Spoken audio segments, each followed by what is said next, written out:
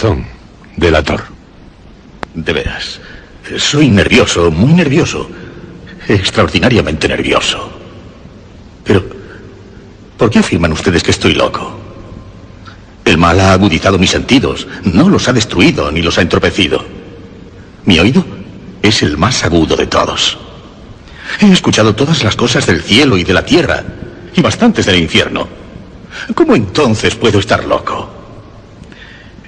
Escuchen y observen con qué serenidad, con qué calma puedo contarles toda la historia. Es imposible decir cómo se me metió la idea en la cabeza, pero una vez dentro, me perseguía de día y de noche. Motivo realmente no había ninguno. Nada tenía que ver con ello, la pasión. Yo quería al viejo. Nunca me había hecho daño. Nunca me había insultado. Su oro no me atraía. Creo que fue su ojo. Sí, eso fue. Uno de sus ojos se parecía al de un buitre. Un ojo azul pálido, velado todo él por una cutícula, una catarata, una nube.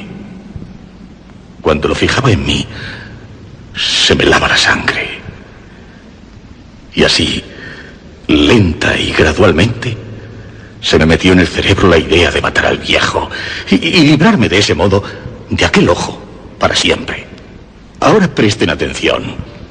Ustedes se empeñan en decir que estoy loco. Los locos no saben de cosa alguna. Pero si me hubieran visto con qué sabiduría procedí, con qué precaución, con qué previsión me puse manos a la obra. Jamás fui más amable con el viejo que la semana entera que precedió a su muerte. Y cada noche, hacia las 12, daba vueltas al pestillo de su puerta y la abría, pero muy suavemente.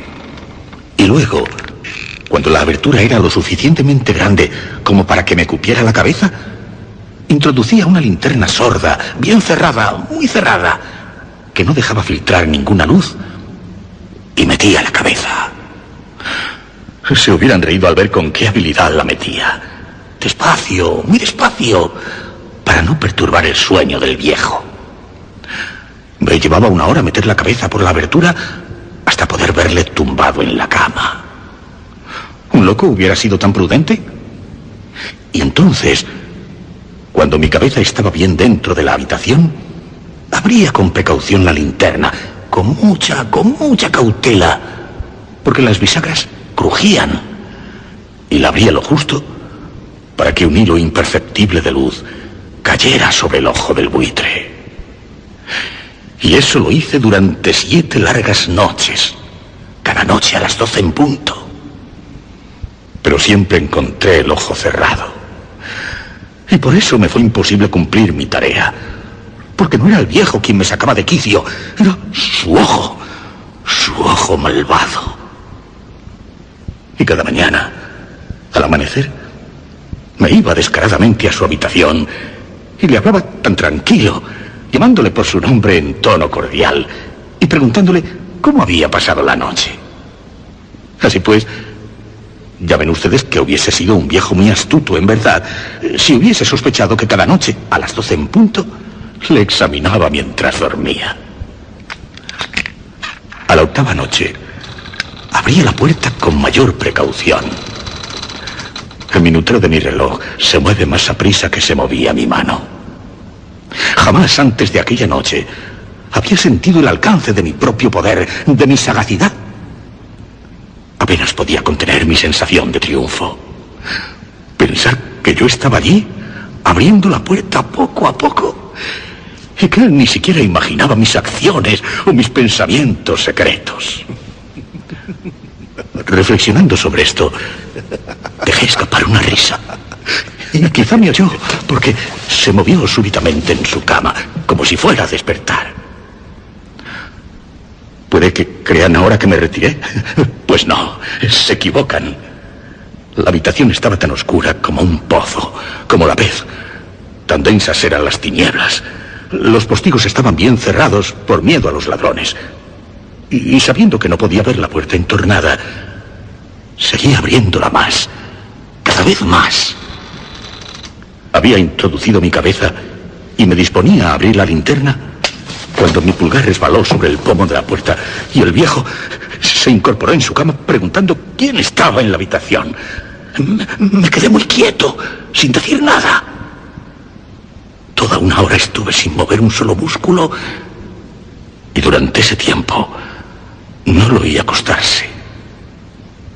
Todavía estaba sentado en la cama, escuchando, igual que hice yo noche tras noche, escuchando la carcoma de la pared.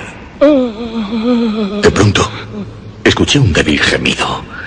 Se trataba de un lamento de terror mortal. No era un lamento de dolor o de tristeza, oh no, era el rumor sordo y ahogado que escapa de lo íntimo de un alma sobrecogida por el pavor. Yo conocía bien ese ruido. Muchos días, a las 12 en punto, mientras el mundo dormía, habría brotado de mi propio seno, ahondando con su terrible eco los horrores que me torturaban. Digo que lo conocía bien. Sabía lo que experimentaba el anciano. Tenía compasión de él, aunque me reía en el fondo de mi corazón. Sabía que se había quedado despierto desde que oyó el primer leve ruido, cuando se movió en la cama. Su zozobra había ido siempre en aumento. Procuraba persuadirse de que sus temores eran infundados. Seguramente se decía a sí mismo que no era nada. El viento en la chimenea, un ratón bajo el entarimado, un insecto cualquiera. Sí, seguro que procuró calmarse con cualquiera de estas hipótesis. Pero todo fue inútil, porque la muerte que se aproximaba había pasado ante él con su gran sombra negra y ya envolvía a su víctima. Y era la influencia fúnebre de la sombra inadvertida la que le hacía sentir, aunque no viese ni oyese nada, la que le hacía sentir la presencia de mi cabeza en la habitación. Luego de esperar un rato, con mucha paciencia, sin oír que volviera a acostarse, decidí abrir una ranura pequeña, muy pequeña en la linterna. Lo hice con muchísimo cuidado. Hasta que por fin, un rayo muy tenue, pálido, como un hilo de araña, salió de la rendija y cayó de lleno sobre el ojo de buitre. Estaba abierto, muy abierto, y me puse furioso mientras lo observaba. Me encolericé. Distinguí claramente su azul apagado y el horrendo velo que lo cubría y que me helaba la médula misma de los huesos. Pero no podía ver nada del resto del rostro del viejo, porque, como por instinto, había dirigido el rayo únicamente al maldito ojo. Les he dicho que lo que pasa por ser locura no es sino hipersensibilidad. Llegó entonces a mis oídos un sonido débil, sordo, repentino, como el de un reloj envuelto en algodón. De sobra conocía aquel sonido también. Era el latir del corazón del viejo. Aumentó más mi furia, como el redoblar de los tambores anima el valor de los soldados. Me dominé, sin embargo, y continué inmóvil. Apenas respiraba y mantenía quieta entre las manos la linterna. Me esforzaba en conservar el rayo de luz fijo sobre el ojo, y en tanto, el pálpito infernal del corazón del viejo era cada vez más fuerte, más rápido, sobre todo, más sonoro. El terror del viejo debía ser extremado. Ese latido se hacía más y más fuerte por momentos. ¿Me entienden? Ya les he dicho que soy nervioso, muy nervioso. Y entonces, a medianoche, en el silencio angustioso y terrible de aquella casa vieja, un ruido tan extraño me hizo experimentar un terror irresistible. Aún así, durante algunos minutos, me contuve y seguí inmóvil. Pero los latidos se oían cada vez más fuertes, más fuertes. Pensé que el corazón me iba a estallar. Y una nueva ansiedad se apoderó de mí. Algún vecino podía oír aquel sonido. Al viejo le había llegado su hora. Con un alarido, abrí la linterna y di un salto, me planté en la... Gritó una vez, solo una vez. En un instante le tiré al suelo y le volqué encima del viejo camastro. Sonreí satisfecho al verlo conseguido. Durante algunos minutos, sin embargo, el corazón latió con un sonido ahogado. A pesar de todo, ya no me atormentaba. No podía oírse nada a través de las paredes. Y por fin cesó. El viejo estaba muerto. Retiré la cama y examiné el cadáver. Sí, estaba muerto, completamente muerto. Le puse la mano en el corazón y allí la mantuve algunos minutos. Ninguna pulsación. No latía. Completamente muerto. Aquel ojo no volvería a angustiarme, a perturbarme, a atormentarme.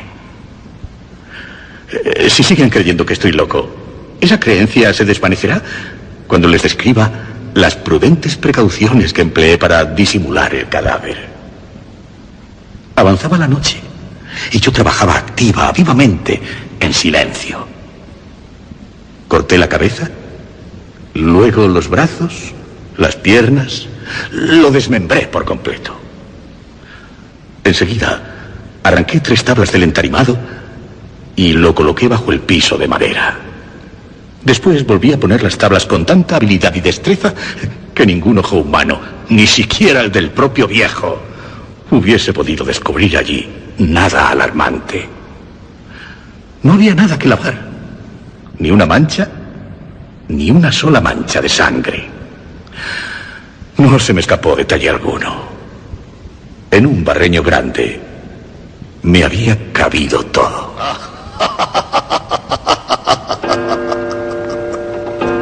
Cuando terminé tales trabajos, daban las 4 de la madrugada.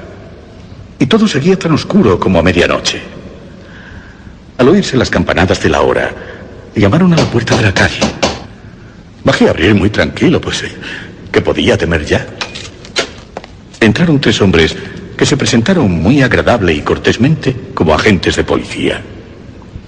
Durante la noche, un vecino había oído un grito, haciéndole sospechar que algo malo había ocurrido, tal vez un crimen. Se había puesto una denuncia en la comisaría. A ellos los enviaron para registrar el lugar. Sonreía. Pues, ¿qué podía temer yo? Les di la bienvenida a los caballeros. El grito, les dije, lo había dado yo soñando. Y también les dije que el viejo estaba de viaje.